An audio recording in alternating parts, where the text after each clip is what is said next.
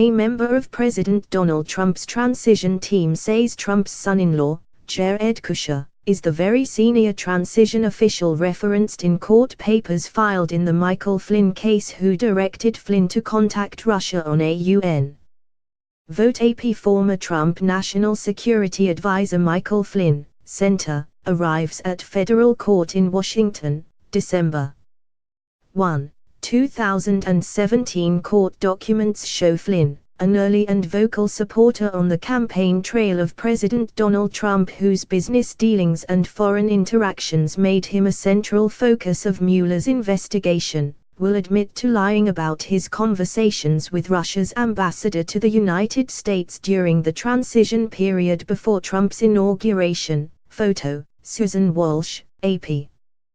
Washington. Michael Flynn, President Trump's former national security advisor, pleaded guilty Friday to a charge that while serving in the White House, he lied to FBI agents about prior contacts with Russia's ambassador.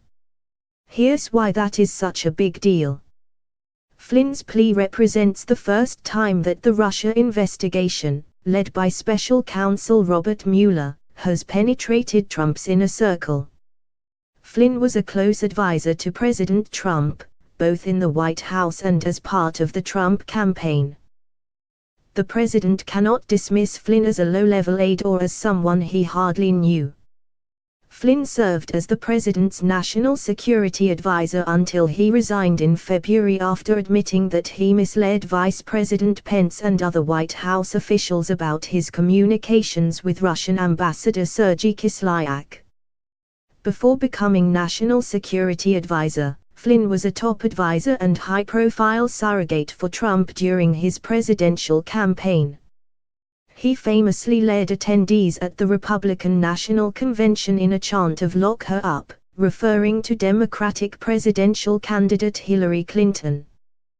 The only other person to plead guilty so far in the Russia investigation led by special counsel Robert Mueller is George Papadopoulos, a foreign policy advisor to the Trump campaign that Trump dismissed in a tweet as a low-level volunteer named George, who has already proven to be a liar. Papadopoulos, like Flynn, pleaded guilty to lying to the FBI. Unlike Flynn, Papadopoulos never worked in the White House. In addition to Papadopoulos, former Trump campaign chairman Paul Manafort and campaign associate Rick Gates have been charged in connection with Mueller's investigation, but not for actions taken while working for Trump. The indictment against them alleges that the pair worked for the government of Ukraine from at least 2006 to 2015 but did not register as lobbyists for a foreign government as required by law.